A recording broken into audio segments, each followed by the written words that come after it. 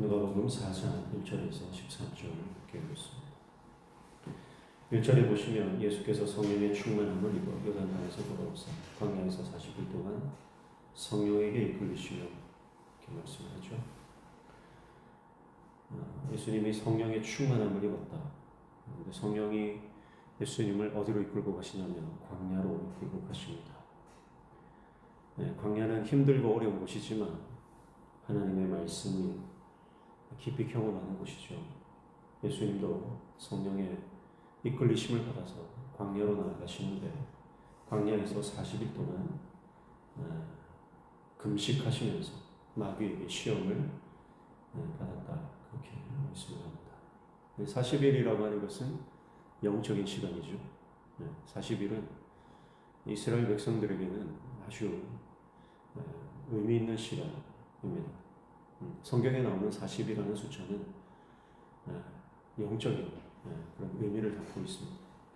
그래서 이스라엘 백성들이 40년 광야의 시간을 보냈죠.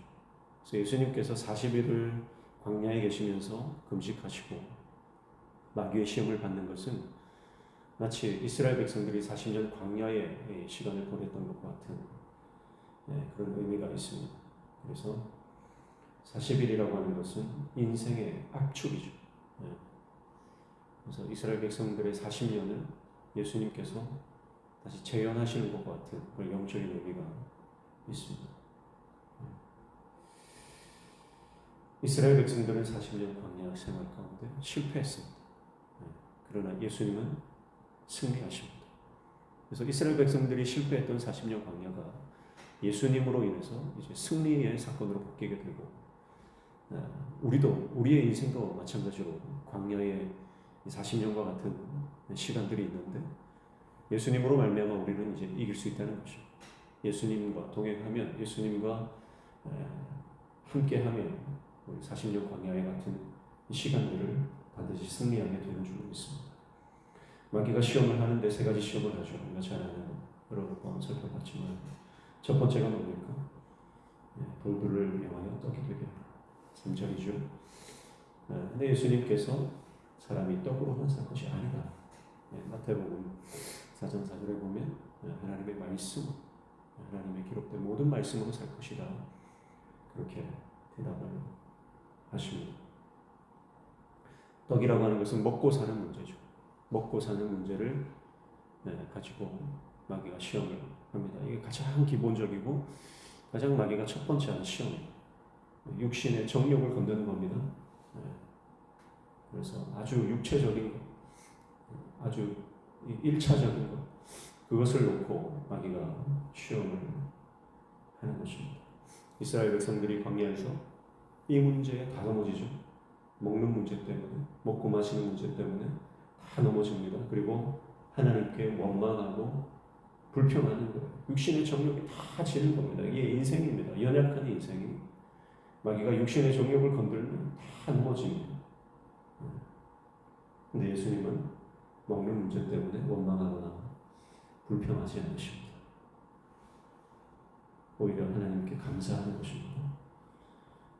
그래서 예수님은 먹는 것에 그 인생에 가치를 두지 않습니다. 예수님은 먹지 않으십니다. 그러나 하나님의 말씀, 하나님의 말씀이 그분의 양식이 되는 거죠. 그분의 양식이 됩니다. 그래서 우리가 하늘 양식으로 살아가는 인생 되시고 축복합니다. 하늘 양식으로 살아가는 인생이 되면 먹고 사는 문제 때문에 원망하거나 불평하지 않는 것입니다. 육신의 정욕을 이기는 저여러분 되시기를 축복합니다. 두 번째는 뭡니까? 천하만 복을 보여주면서 영광을 보여주고 너에게 주겠다. 나에게 절만 하면 주겠다. 5절이죠. 5절과 6절 그리고 7절까지 예수님께서 뭐라고 하십니까? 예수님은 주 너의 하나님께만 경배하고 다만 그를 섬기라. 그렇게 말씀을 하시죠. 마귀가 보여주는 겁니다. 눈에 보이는 것에 넘어가게 하는 거죠. 안목의 정욕. 세상이 너를 행복하게 해줄까요? 나에게 절만하면 이 모든 것을 너에게 줄 건데 눈에 보이는 이것들이 너를 행복하게 만들고 너를 빛나게 만들고 이것만 손에 쥐면 부러울 게 없을까요? 그렇게 속이는 겁니다. 그래서 하나님 자리에 다른 것을 넣어주는 것. 그래서 예수님 뭐라고 하세요? 예수님은 하나님과 예수님 사이에 다른 것이 들어오는 것을 용납하지 않으십니다.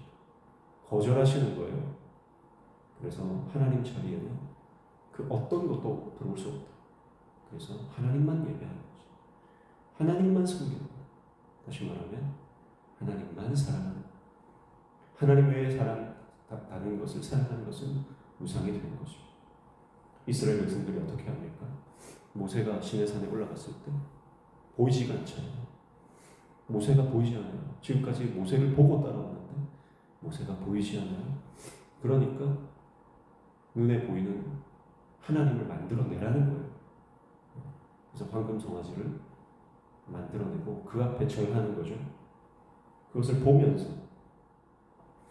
그럼 믿음이 없는 사람은 눈에 보이는 게 없으면 불안합니다. 믿음이 없는 사람은 손에 잡히는 게 없으면 불안한 겁니다.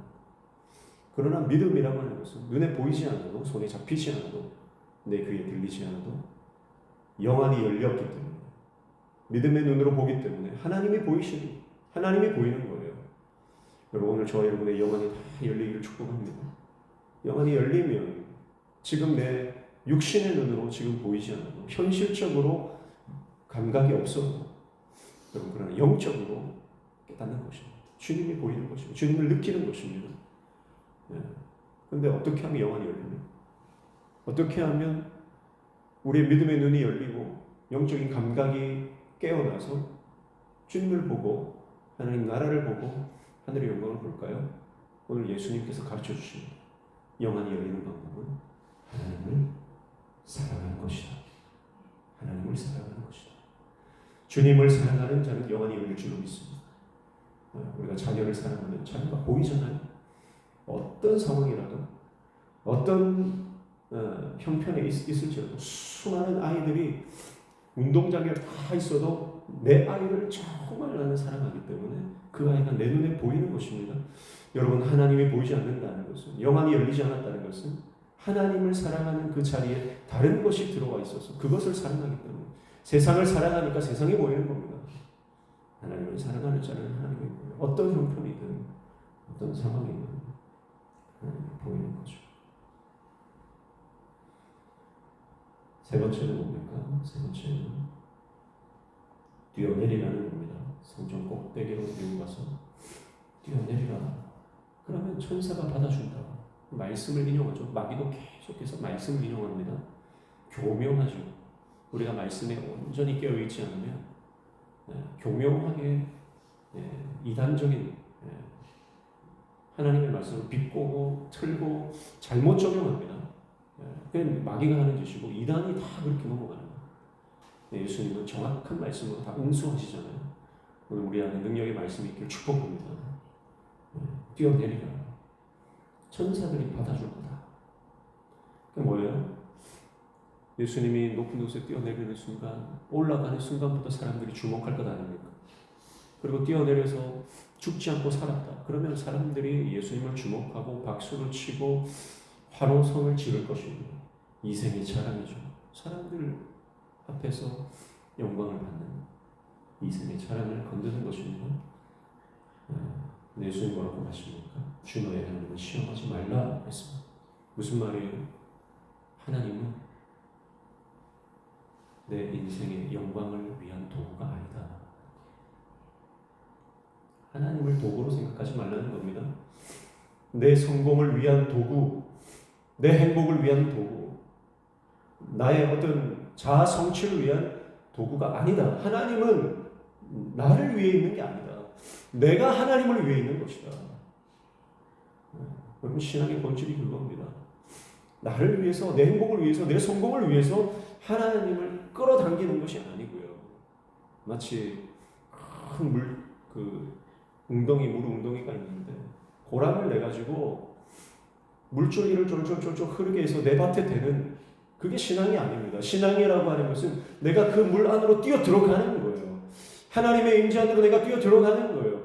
내 자아를 내려놓고 내 모든 것을 내려놓고 나의 나됨을 내려놓고 내 자아를 십자가에 못 박는 것입니다. 그리고 주님의 임재 안으로 들어가는 거예요.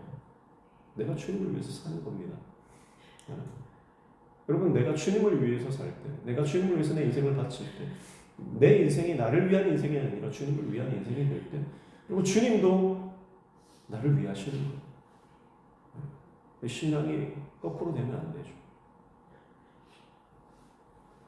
또 하나의 우상으로 만들지 마십시오. 하나님도 사랑하는 인생이 되면 안 됩니다. 하나님만 사랑하는 인생이 됩니다. 하나님을 자기 영광의 도구로 만들지 말라. 예수님이 단호하게 그렇게 말씀하십니다. 하나님은 우리의 인생의 성공을 위한 하나의 도구나 대상이 아니라는 것이죠. 그래서 예수님은 모든 육신의 정욕과 안목의 정욕과 이생의 자랑, 물론 명확하게 딱딱딱 그렇게 들어맞지는 않지만, 그러나 크게 보면 이 세 가지 정욕, 그것을 다 주님을 이기십니다. 오늘 좋아하는 분이 예수님 없이 성령님의 충만함을 받은 예수님께서, 성령 충만, 말씀 충만 하신 예수님께서 40일 광야의 시험을 이기시는 것처럼, 여러분, 오늘 우리가 성령의 사람이 되면, 말씀의 사람이 되면 우리 인생의 육신의 정욕을 이기게 될 줄로 믿습니다. 안목의 정욕을 이기게 되는 줄로 믿습니다. 이생의 자랑을 뛰어넘는 인생이 되는 줄로 믿습니다. 계속해서 시험할 거예요. 보십시오. 마지막 13절에 보면 마귀가 모든 시험을 다 후에 얼마 동안 떠나니라 그랬습니다. 무슨 말입니까? 계속해서 이 시험이 시작돼요. 계속해서 진행됩니다. 예수님이 십자가에 달려 돌아가시고 부활하실 그때까지 마귀는 계속해서 예수님을 유혹하고 넘어뜨리려고 하고 공격하는 것입니다. 여러분, 우리 인생은 그래서 영적 전쟁입니다. 그래서 깨어 있어야 합니다. 끊임없이 이 싸움을 싸워야 합니다. 우리 인생이 다하는 그날까지, 주님 나라 가는 그날까지, 하나님 품에 안기는 그날까지 우리는 이 영적인 싸움을 싸워야 하는 거예요. 그래서 영적인 싸움의 세 가지 큰 틀이 뭐라고 그랬습니까? 예배입니다. 끊임없이 예배하는 거예요. 어떤 상황이든 예배하는 겁니다. 그리고 중보기도 하는 것입니다. 그리고 영적 전쟁하는 것입니다. 그리고 우리의 사명입니다. 우리 영원히 열리시길 축복합니다. 기도하겠습니다. 하나님 아버지, 우리 인생이 광야의 시험과 같습니다. 그러나 성령께서 우리와 함께 하시면 반드시 승리하는 줄로 믿습니다. 예수님처럼 말씀 붙잡으면 반드시 승리하는 줄로 믿습니다. 주님을 붙잡아 주시고 어떤 상황이든 육신의 정욕이 지지 않고 성령의 소욕을 따라가는 성령의 사람 되게 하여 주옵소서. 예수님의 이름으로 기도하옵나이다. 아멘.